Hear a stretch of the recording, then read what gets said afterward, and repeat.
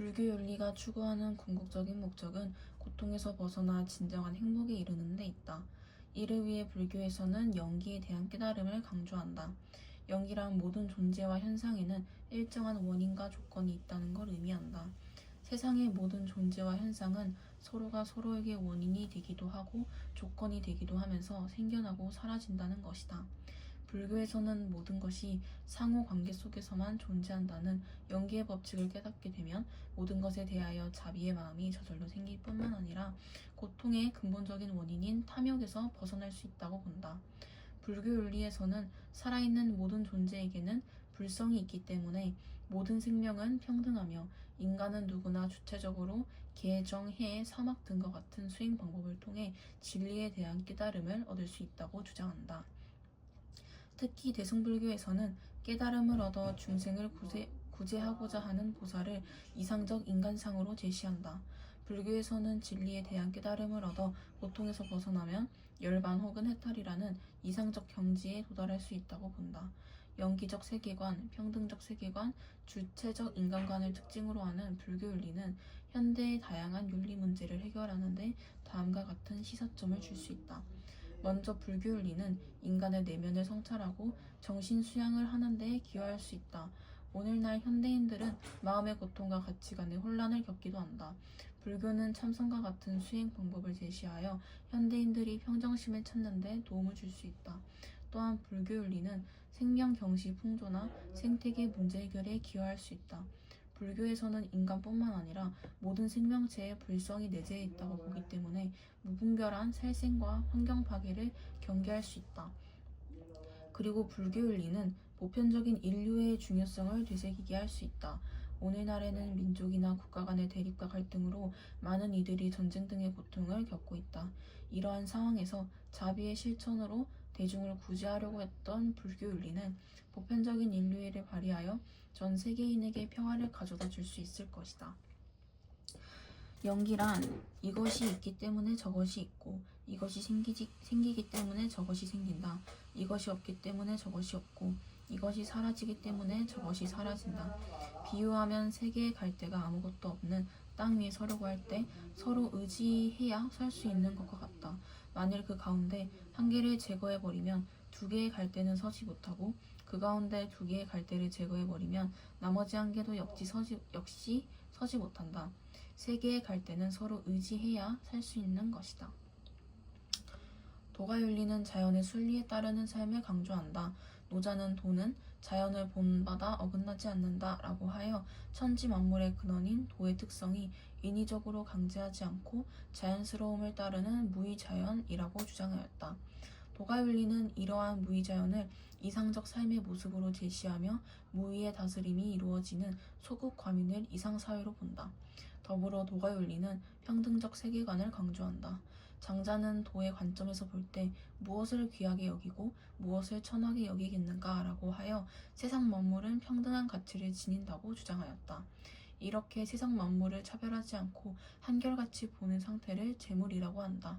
도가윤리는 재물의 경지에 이르기 위한 방법으로 좌만과 심제를 제시하며 이를 통해 모든 차별이 소멸된 정신적 자유의 경지에 오른 이상적 인간을 지인, 진인, 신인, 천인이라고 부른다. 자연의 순리에 따르는 삶과 평등적 세계관을 특징으로 하는 도가윤리는 현대의 다양한 윤리 문제를 해결하는 데 다음과 같은 시사점을 줄 수 있다. 먼저 도가윤리는 세속적 가치에 대한 지나친 욕망에서 벗어나게 하는데 기여할 수 있다. 무의자연이나 재물을 강조한 도가윤리는 내면의 자유로움을 추구함으로부터 부와 명예 등 세속적 가치에서 벗어나 진정한 행복에 이를 수 있게 한다. 또한 도가윤리는 환경 문제를 해결하는 데 도움을 줄 수 있다. 도가윤리에서는 인간을 자연의 일부로 보고 자연의 질서에 순응할 것을 강조한다. 이를 통해 우리는 환경 문제를 근본적으로 해결하기 위한 사고의 전환을 이룰 수 있다.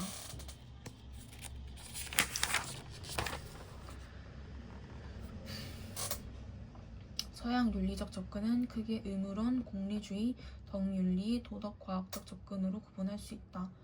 우리는 현대사회에서 발생하는 다양한 윤리 문제를 탐구할 때 동양 윤리 접근과 더불어 서양 윤리 접근을 통해 더 풍부한 해결 방안을 모색할 수 있다. 의무로는 언제 어디서나 우리가 따라야 할 보편타당한 법칙이 존재하며 우리의 행위가 이 법칙을 따르면 옳고 따르지 않으면 그르다라고 판단한다. 이와 같은 의무론의 대표적인 윤리 사상으로는 칸트 윤리와 자연법 윤리가 있다.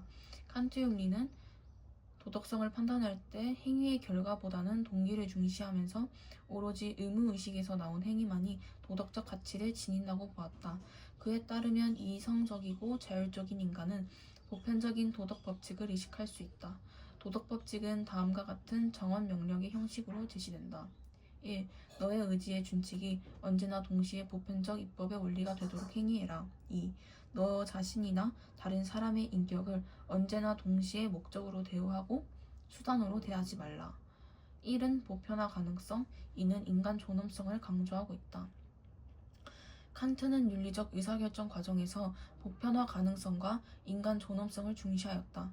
칸트는 어떤 준칙이 도덕법칙이 될 수 있는지 검토하기 위해 먼저 해당 준칙을 보편 진술로 바꾼 후에 그 진술을 보편화 가능성과 인간 존엄성의 관점에서 검토할 것을 주장하였다. 그리하여 그 진술이 이 검토를 통과하면 도덕법칙으로 받아들이고 통과하지 못하면 거부해야 한다고 보았다. 칸트 윤리가 현대의 윤리 문제를 해결하는 데 줄 수 있는 시사점은 보편적인 윤리를 확립하여 도덕적 판단의 확고한 근거를 제시할 수 있고 인간 존엄성의 정신을 강조하여 인권 보호에 기여할 수 있다는 점이다. 자연법 윤리는 의무론적 접근의 또 다른 예로 자연법 윤리를 들 수 있다. 자연법은 인간의 본성에 의거하는 절대적인 법으로서 모든 인간에게 자연적으로 주어져 있는 보편적인 법이다. 윤리적 의사결정에서 자연법 윤리는 선을 행하고 악을 피하라 라는 핵심 명제를 강조한다. 자연법 윤리에 따르면 자연의 질서를 따르는 행위는 옳지만 그것을 어기는 행위는 그르다. 이처럼 자연법 윤리의 의사결정 과정에서는 어떤 행위가 자연의 질서에 부합하는지 아니면 어긋나는지를 검토한다. 그렇다면 자연의 질서는 무엇일까? 이와 관련하여 아퀴나스는 인간이 본성적으로 지니는 자연적 성향으로 자기 보존, 종족 보존, 신과 사회에 대한 진리 파악을 제시하였다. 생물학적 존재로서 자신과 자기 종족을 보존하려는 성향과 이성적 존재로서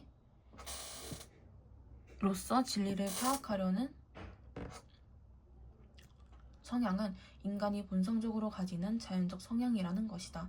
이러한 자연적 성향으로부터 자연법 윤리는 생명의 불가침성 및 존엄성, 인간 양심의 자유, 만민 평등 등의 자연법 권리를 도출한다. 자연법 윤리가 현대의 윤리 문제를 해결하는 데 줄 수 있는 시사점은 인간의 자연적 생명권 및 신체의 완전성을 해치는 행위를 반대하는 입장에 이론적 근거를 제공할 수 있다는 점이다. 윤리적 의사결정 과정의 첫 번째 단계는 우리가 하려는 행위의 밑바탕에 있는 행위의 준칙을 고려하는 것이다. 예를 들어 내가 공경에 처한 어떤 사람을 도와줄 것인지 생각할 때 내가 하려는 행위의 밑바탕에 있는 준칙은 다음과 같은 것이 될 수 있다. 즉, 그 행위가 나에게 과도한 부담을 주지 않는 한 공경에 처한 어떤 사람을 보면 나는 그를 도와주어야 한다. 두 번째 단계는 이러한 준칙을 모든 사람에게 보편적으로 적용할 수 있는지를 고려하는 것이다. 즉, 그 행위가 자신에게 과도한 부담을 주지 않는 한 공경에 처한 누군가를 발견하는 모든 사람은 그를 도와주어야만 한다. 만약 이러한 준칙을 보편화할 수 있다면 우리는 그 준칙을 받아들일 수 있고 그 행위를 도덕적이라고 부를 수 있다. 그러나 만약 준칙을 보편화할 수 없다면 우리는 그 준칙을 거부해야 하며 그 행위는 비도덕적인 것이 된다.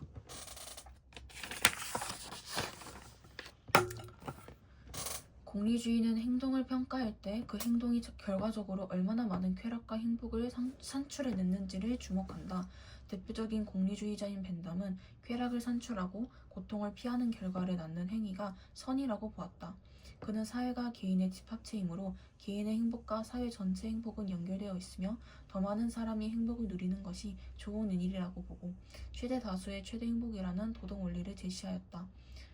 또한 그는 모든 쾌락은 질적으로 같으며 양적인 차이만 있다고 가정하고 쾌락을 계산할 수 있다고 보았다. 이와 달리 밀은 쾌락의 양뿐만 아니라 질의 차이도 고려해야 한다 본다. 그는 낮은 수준의 쾌락과 높은 수준의 쾌락을 모두 경험하고 그 질적 차이를 평가할 수 있는 사람만이 어떤 쾌락이 질적으로 우월한지 판단할 수 있다고 주장하였다. 오늘날 공리주의는 윤리적 의사결정을 내리는 기준이 행위의 결과인지 그 행위에 적용되는 규칙의 결과인지에 따라 행위 공리주의와 규칙 공리주의로 구분한다. 이때 행위 공리주의는 어떤 행위가 최대의 유용성을 낳는가라는 물음을, 규칙 공리주의는 어떤 규칙이 최대의 유용성을 낳는가라는 물음을 제기한다. 일반적으로 공리주의가 유용성을 계산하는 구체적인 방법으로 사용하는 것이 비용 대비 혜택 분석이다. 이는 예상되는 비용과 혜택의 비율을 따져 의사결정을 내리는 방식이다. 예를 들어 어떤 지역을 개발하고자 할 때 개발에 필요한 비용과 개발에 따른 혜택을 계산한 후 비용보다 혜택이 더 클 것으로 예상하면 개발을 하는 것이다. 공리주의가 현대의 윤리 문제를 해결하는 데 줄 수 있는 시사점은 최대 다수의 최대 행복이라는 도덕 원리를 통해 사익과 공익의 조화에 대한 하나의 해법을 제시할 수 있다는 점이다. 또한 변화하는 세계에 탄력적으로 대처할 수 있는 융통성과 가장 좋은 결과를 가져오는 대안을 도출할 수 있다는 점이다. 쾌락과 고통만을 평가함에 있어 고려해야 할 것은 강력성, 지속성, 확실성, 원근성이다.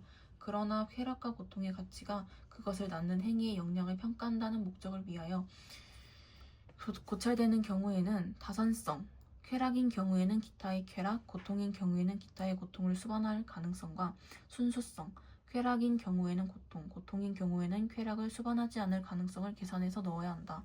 그리고 범위, 즉 쾌락과 고통의 영향을 받는 사람들의 수도 고려해야 한다. 젠담은 쾌락과 고통을 계산하는 기준으로 얼마나 강력한가, 얼마나 지속적인가, 얼마나 확실한가, 얼마나 신속한가, 다른 쾌락과 고통을 얼마만큼 선출하는가, 얼마나 순수한가, 얼마나 많은 사람에게 쾌락과 고통을 주는가를 제시하였다.